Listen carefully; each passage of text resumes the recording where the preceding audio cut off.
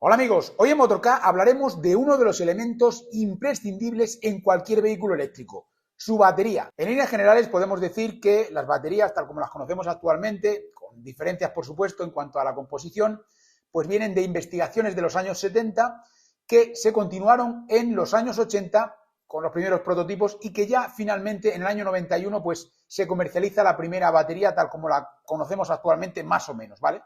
Bueno, pues ya que sabemos de dónde venimos, es importante saber cuáles son los elementos fundamentales de una batería de un vehículo eléctrico.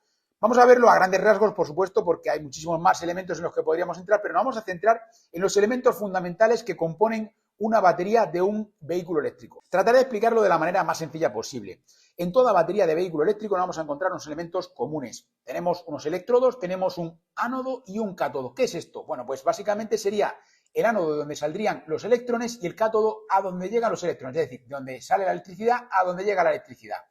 El ánodo y el cátodo van a ser el polo positivo o el polo negativo dependiendo de si estamos consumiendo energía, porque estamos moviendo el vehículo, o de si estamos cargando energía en la batería. Y se van alternando. Otro elemento presente en cualquier batería de vehículo eléctrico sería el electrólito. El electrólito sería el nexo de unión entre el ánodo y el cátodo, y este electrólito a día de hoy es líquido, ¿vale? Importante esto, luego hablaremos de ello y os explicaré el porqué. Además de ánodo, cátodo y electrólito, también tenemos un separador. Toda batería de vehículo eléctrico pues tiene elementos comunes como por ejemplo la carcasa principal que envolvería los diferentes módulos. Los módulos son como particiones que tenemos dentro de la carcasa principal.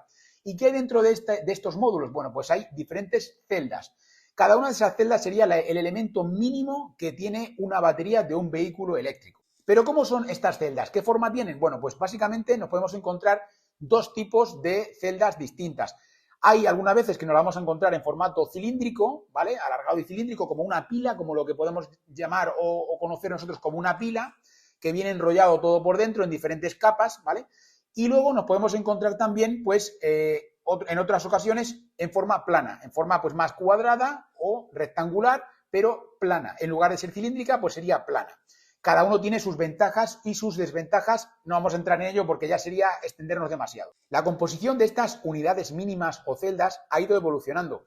Al principio se utilizaban pues minerales como el níquel o el cadmio y actualmente podríamos decir que hay pues dos grandes vertientes o dos grandes fórmulas dominantes. Por un lado tenemos las NCM, que sería níquel, cobalto y manganeso, y por otro lado tendríamos las LFP, que sería litio, ferroso y fosfato, ¿vale? Estos serían los dos grandes bloques y las dos tecnologías que predominan en la actualidad, ya que en la actualidad la inmensa mayoría de las baterías de los vehículos eléctricos están compuestas bien por NCM o bien por LFP. Creo que merece la pena que nos detengamos y que veamos las diferencias de uso de una u otra composición, porque por supuesto, como todo, pues va a tener ventajas y desventajas en cada uno de los casos. Quiero que veáis la diferencia de comportamiento de estas dos composiciones en esta tabla que tenemos aquí delante. Os la voy a explicar. Fijaos, en el caso del NCM, que son las baterías que pues la mayoría de vosotros vais a conocer, porque lo tienen la inmensa mayoría de los vehículos eléctricos actualmente, pues podemos ver que el comportamiento que tiene cuando está la batería cargada o descargada, en cuanto a lo que sería el voltaje, es variable, ¿no? En cuanto tenemos la batería más descargada, veis que tenemos un voltaje inferior y sin embargo ese voltaje va aumentando y además podéis ver una curva ascendente, ¿no? En el momento en el que empezamos a cargar la batería. Cuando se descarga la batería, pues si os fijáis, la curva de descarga es también diferente. Tenemos pues una curva que veis que es cuesta abajo, para que nos entendamos. Sin embargo, fijaos en el caso de litio ferrofosfato. ¿Veis cómo es diferente la del FP? Tenemos una línea, tanto en la carga como en la descarga, muy, muy lineal, muy recta. Ahí veis que prácticamente es totalmente plana, menos al final. Si os fijáis en el último porcentaje, ahí vemos que ya cambia y aumentaría, cuando ya tenemos la batería cargada a tope, pues ya veis que hay un cambio y tenemos un voltaje que aumenta, pero en el último momento. Esto tiene sus ventajas y sus desventajas. En el momento que vemos una batería que tiene pues una curva más lineal, pues de alguna manera nos está especificando que tiene un comportamiento, podríamos decir, más predecible o que tiene una forma de ir gastando la energía o de ir acumulando esa energía pues mucho más lineal. Una diferencia que nos podemos encontrar que yo creo que sería pues remarcable, ¿no? Esto al fin y al cabo depende también, por supuesto, de qué batería de litio ferrofosfato sea y de qué batería de NCM sea, porque no todas son iguales tampoco. Podemos decir, por lo tanto, que se ha tocado techo con esta tecnología actual de baterías de litio que tenemos en los vehículos eléctricos. Bueno, lo cierto es que nosotros creemos que no, que todavía hay un margen de mejora sustancial, que se puede llegar a un resultado muchísimo mejor. El problema no viene de ahí, el problema viene principalmente de, por un lado, las materias primas necesarias para poder fabricar estas baterías de litio, que está en manos de unos pocos países, no solamente por el litio, sino también por el níquel, el cobalto y el manganeso, que está pues, acaparado por 4 países, y lo que hacen es pues, condicionar el funcionamiento del mercado y, por supuesto, también condicionan los precios y condicionan la escalada, el que se pueda continuar, pues de alguna manera, desarrollando una tecnología a gran volumen, a gran escala. Esto por un lado. Y por otro lado también la sostenibilidad.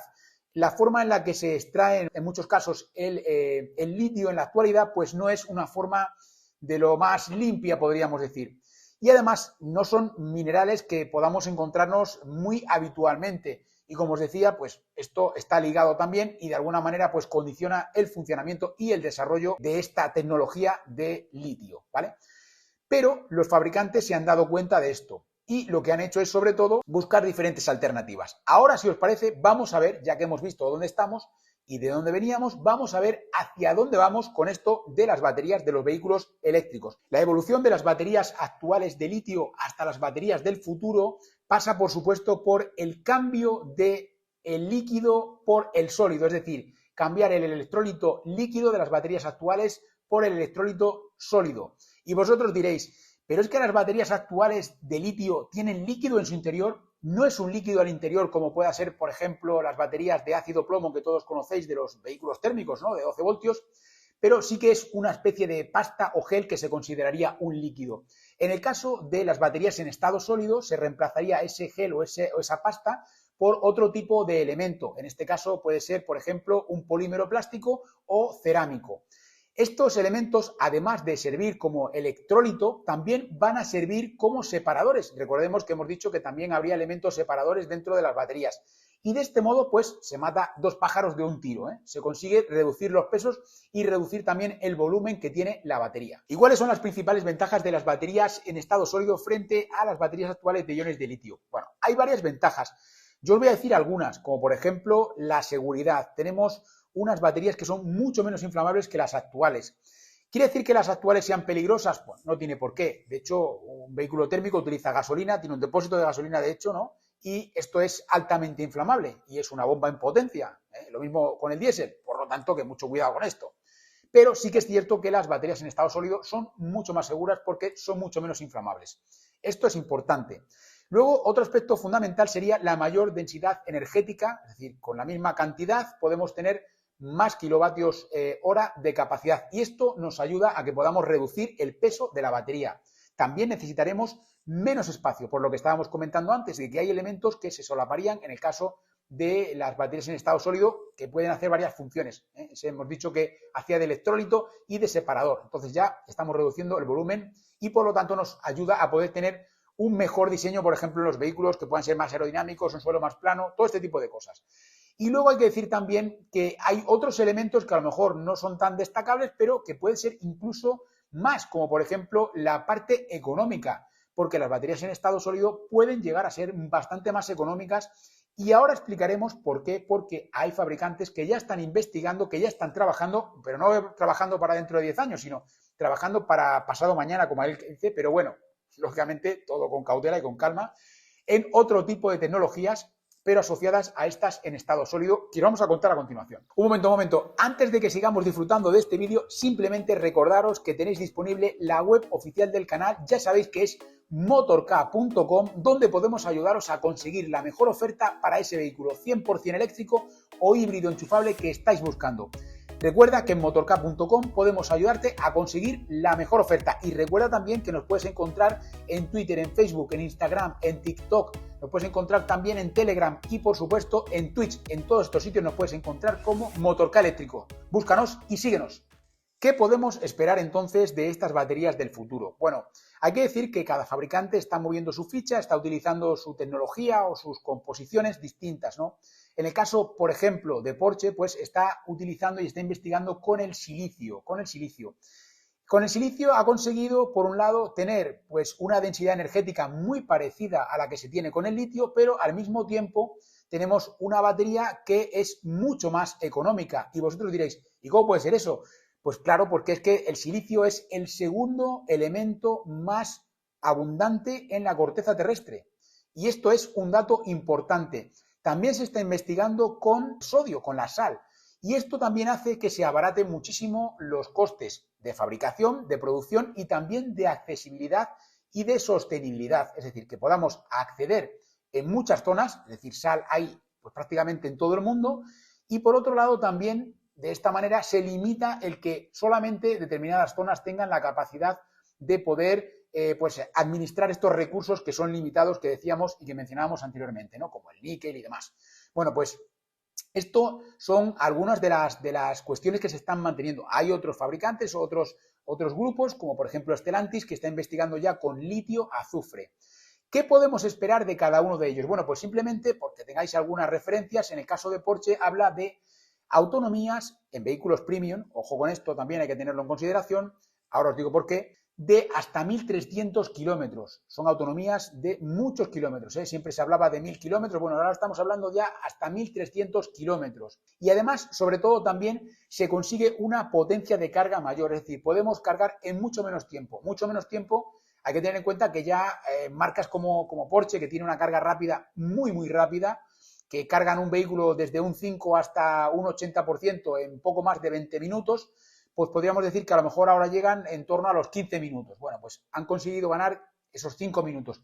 Cargar un coche, cargar un Porsche en 15 minutos es algo increíble, porque podamos cargar una batería de estas gigantes, entre comillas, en 15 minutos es algo realmente importante. Bueno, hay que decir también que, por supuesto, para esto se necesitarán cargadores más potentes y esto ya será otra película que, si queréis, os la cuento otro día. Bueno, simplemente deciros esto y deciros que en el caso de Stellantis, que está investigando con esto que hemos comentado del litio-azufre, que es algo tan curioso, ¿no?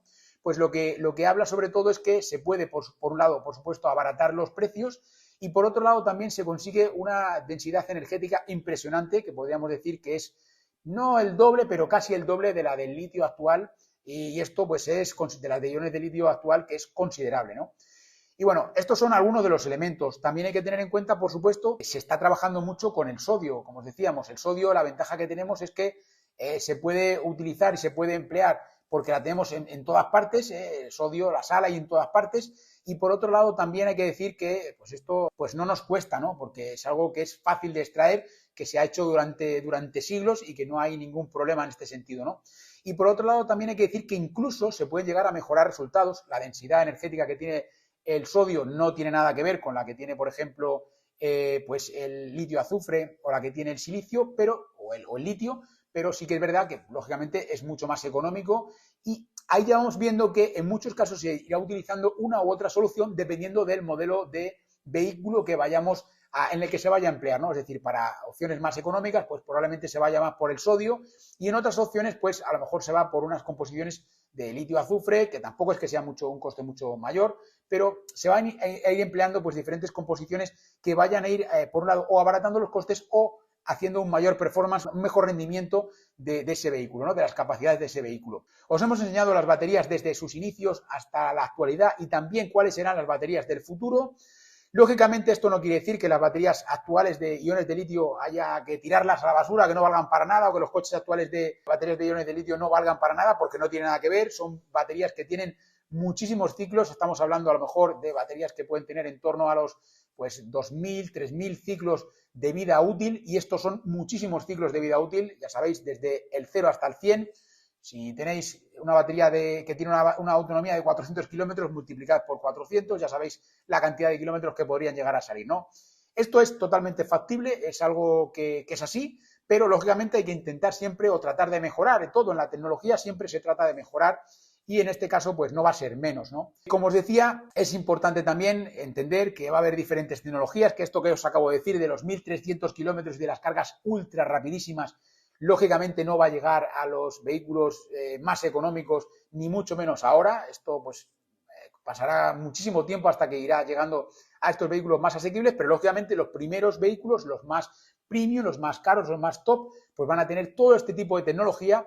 Y es importante porque hay muchísimas vías de investigación, muchísimas vías de desarrollo abiertas en la actualidad que van a hacer que esto pues vaya a fluir y que vaya a haber muchas alternativas distintas y que cada una de ellas pues nos ofrezca sus ventajas, ¿no? Bueno, amigos, espero no haberos liado mucho con todo este rollo de las baterías, pero creemos que es importante por lo menos tener unas nociones básicas, ¿no? Como estas que hemos podido ver aquí hoy, para entender qué es la batería de un vehículo eléctrico, cómo funciona, de dónde venimos, cuáles son sus orígenes, en qué situación nos encontramos actualmente y hacia dónde vamos, ¿no? Esto es lo que hemos tratado de enseñaros en este vídeo de hoy, como os decía. Espero que os haya gustado, dad like si os ha gustado, no olvidéis suscribiros al canal, muy importante que busquéis por aquí abajo, que tenéis los botones que dice suscribirme, que es totalmente gratis, que no os cuesta nada. Y también, por supuesto, amigos, como siempre os digo, nos veremos en futuros vídeos.